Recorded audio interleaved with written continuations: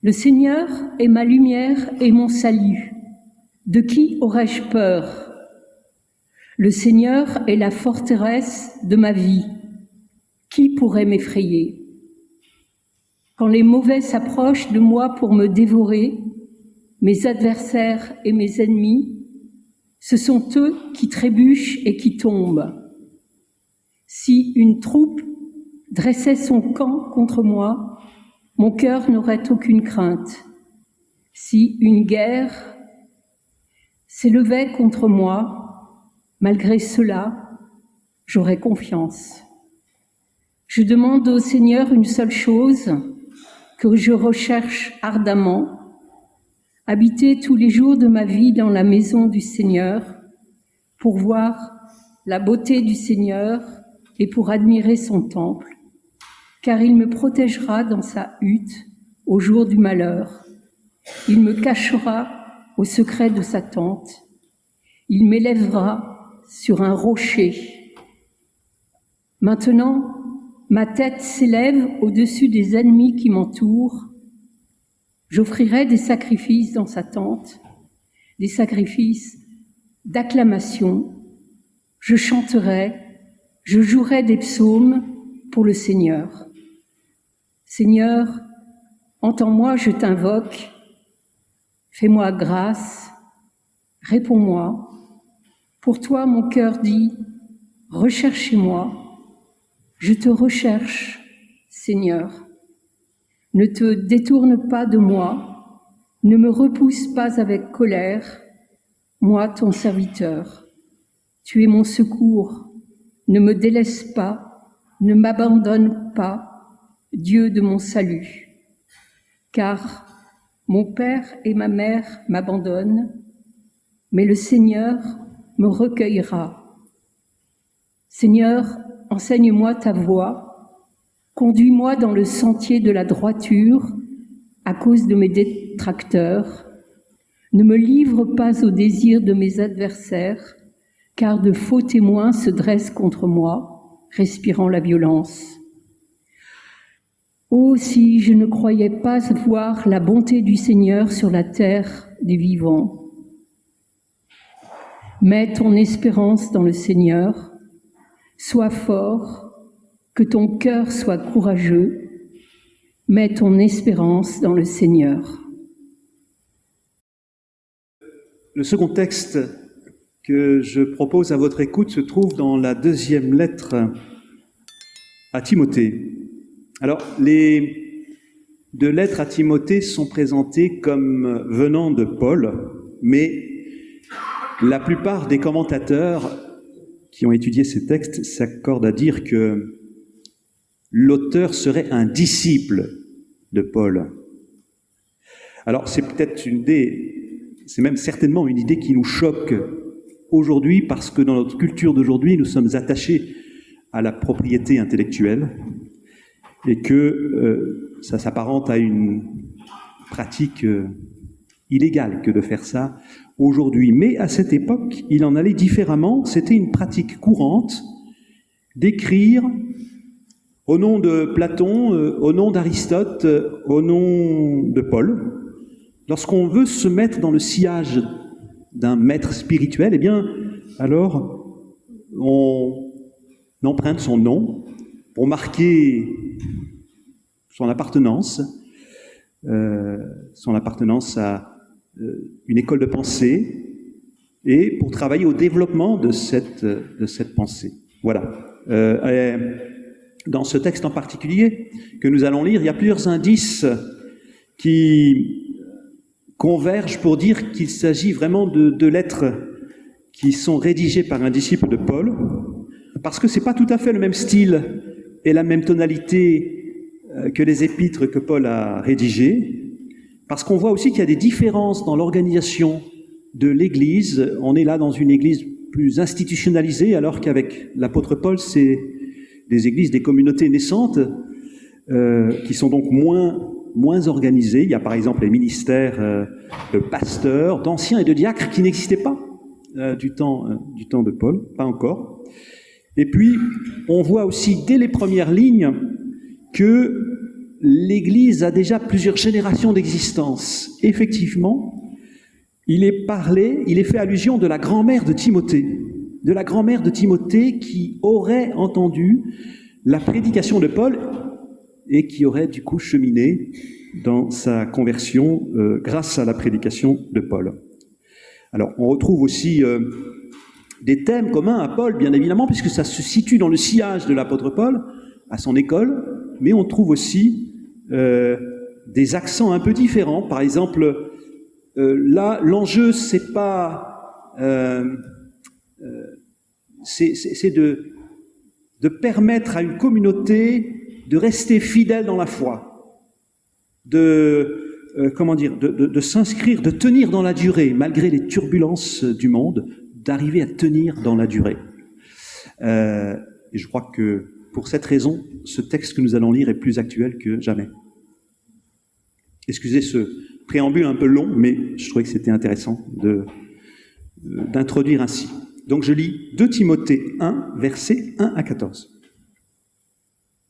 Paul, apôtre de Jésus-Christ par la volonté de Dieu, selon la promesse de vie qui est en Jésus-Christ. À Timothée, mon enfant bien-aimé, grâce, compassion et paix de la part de Dieu, le Père, et de Jésus-Christ, notre Seigneur. Je suis plein de gratitude envers Dieu, à qui, à la suite de mes ancêtres, je rends un culte avec une conscience pure. Je fais continuellement mention de toi, Timothée, dans mes prières, nuit et jour.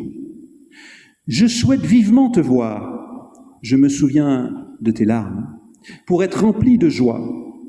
Je me remémore aussi la confiance sans hypocrisie qui est en toi, comme elle a d'abord habité en ta grand-mère, Loïs, et en ta mère, Eunice. Je suis persuadé, elle habite aussi en toi.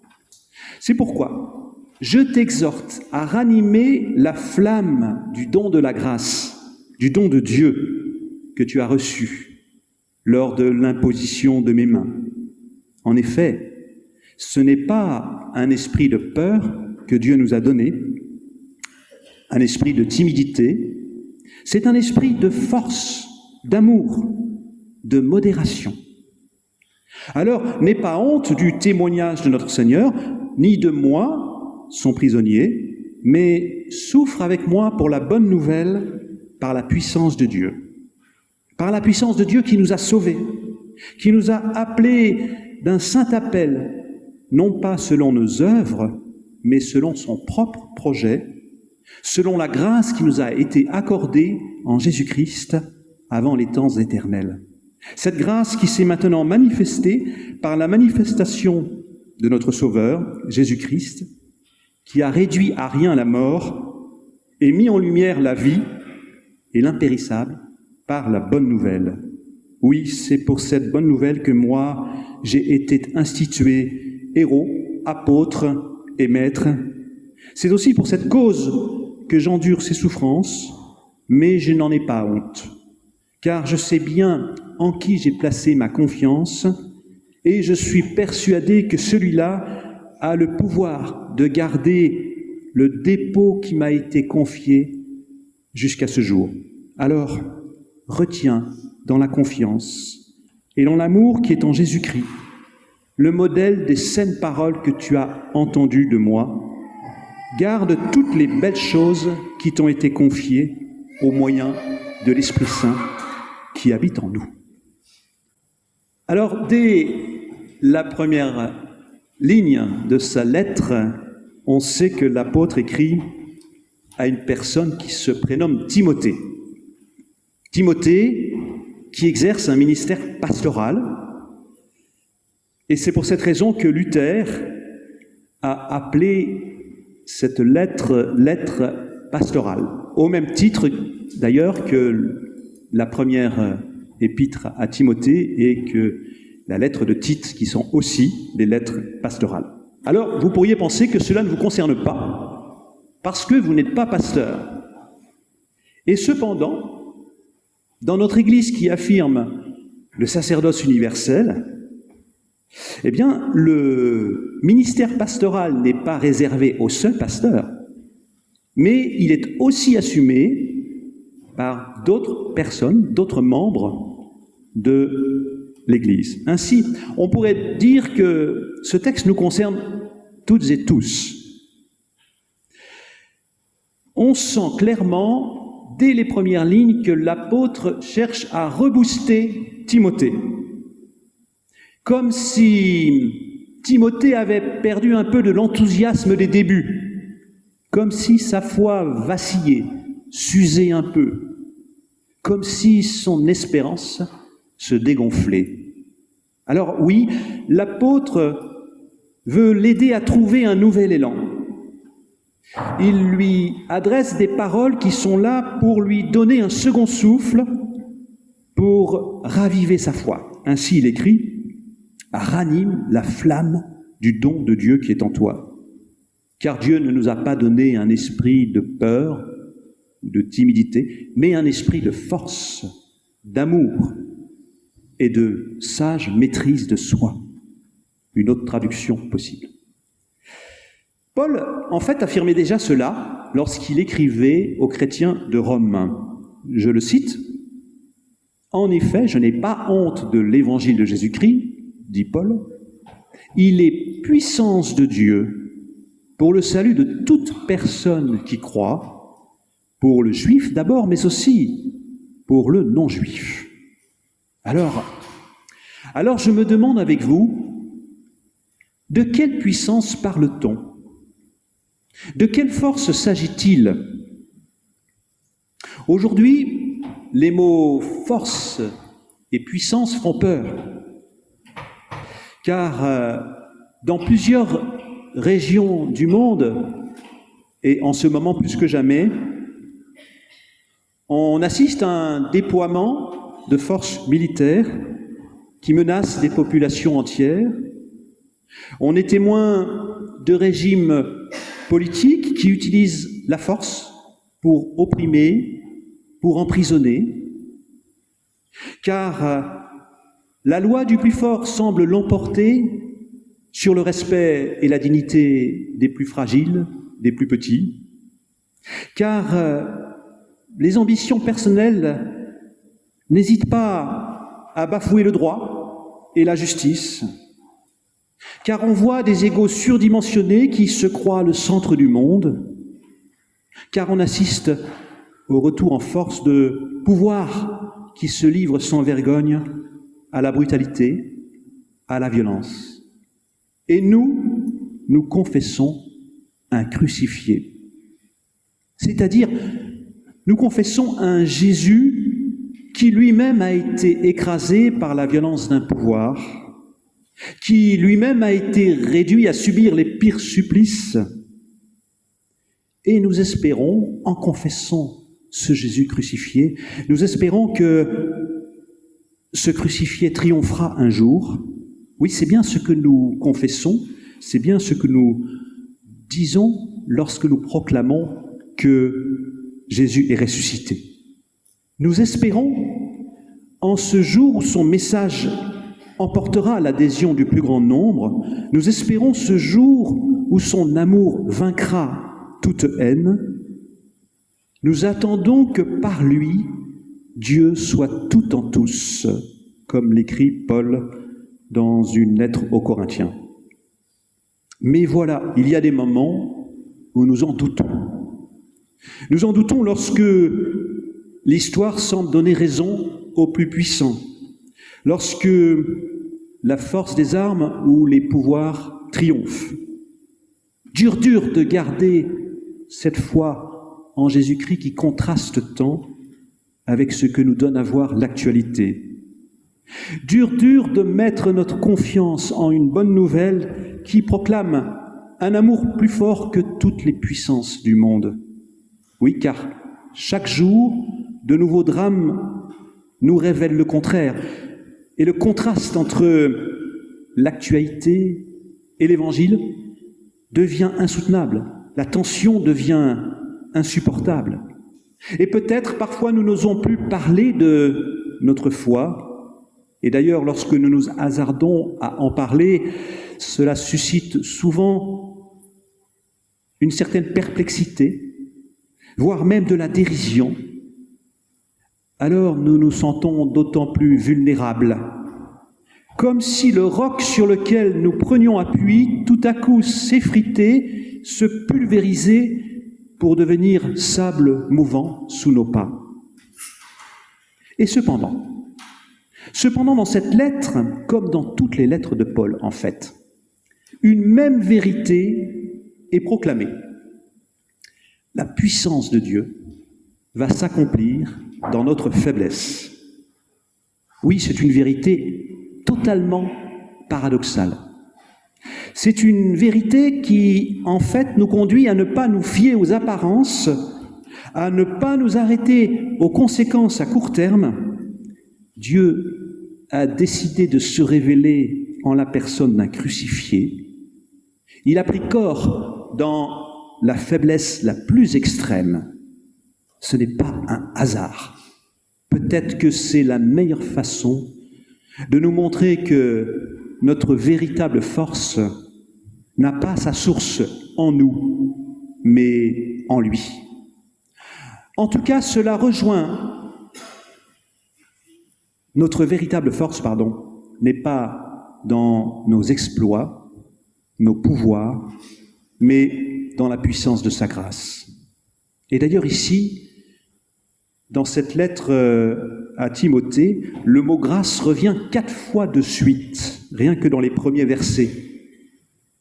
Alors je comprends que mettre notre confiance en sa grâce seule, c'est cela, notre véritable force.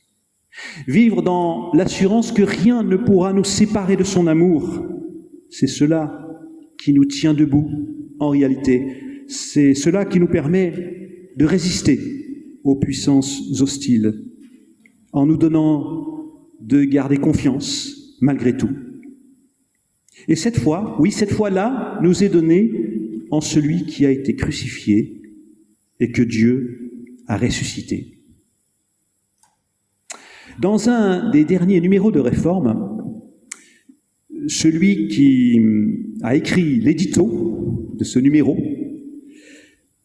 reprend à sa manière, je trouve, l'exhortation de l'apôtre à Timothée, avec ce titre « Soyons forts ».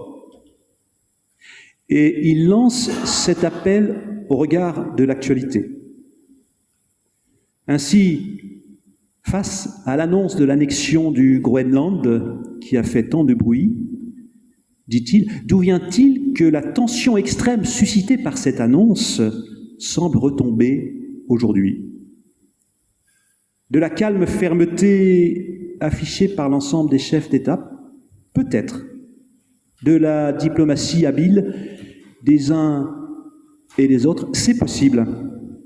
Mais ce hasarde-t-il, plus encore, la tension est retombée grâce à la mobilisation résolue de tout un peuple, de ce peuple groenlandais, décidé à ne pas se laisser déposséder de son sort, et qui a pu l'exprimer paisiblement et fermement, en particulier par la voix de l'évêque luthérienne du Groenland, sachant qu'une grande majorité des Groenlandais sont luthériens.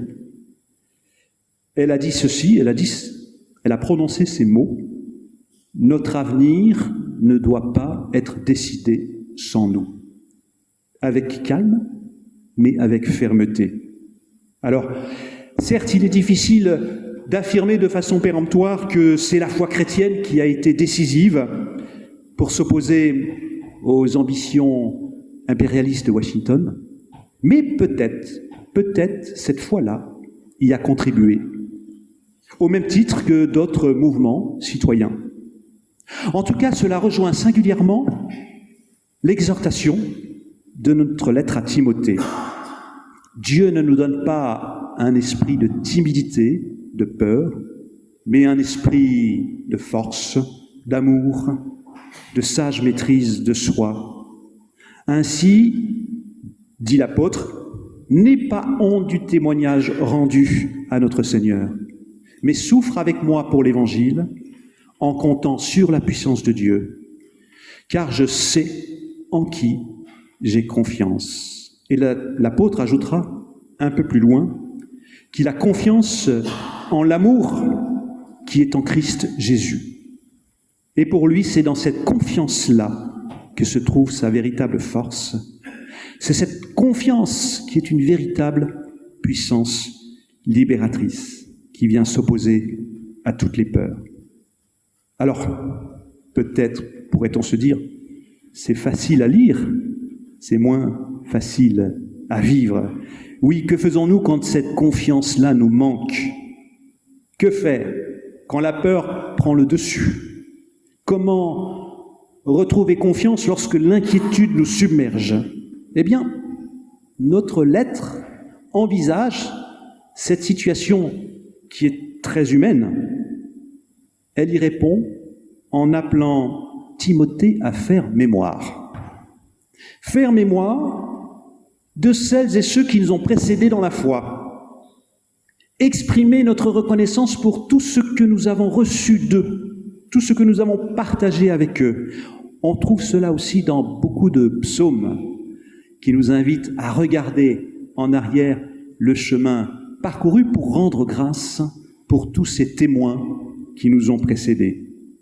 Alors, je trouve réconfortant de penser que lorsque notre propre foi vacille, eh bien, il y a la foi des autres pour nous porter, la foi de ceux qui nous ont précédés, mais aussi, ai-je envie d'ajouter, la foi de nos contemporains, frères et sœurs de la communauté, de l'Église, auprès desquels nous pouvons trouver un soutien lorsqu'une tempête survient, et ce soutien peut être mutuel parce que lorsque eux-mêmes traversent des turbulences, nous pouvons aussi leur apporter un soutien. Ainsi, voici, en communauté, nous sommes appelés à mettre notre espérance dans le Seigneur, comme le dit le psaume 37, 27 que nous avons lu. Mets ton espérance dans le Seigneur. Sois fort, que ton cœur soit courageux. Mets ton espérance dans le Seigneur. Amen.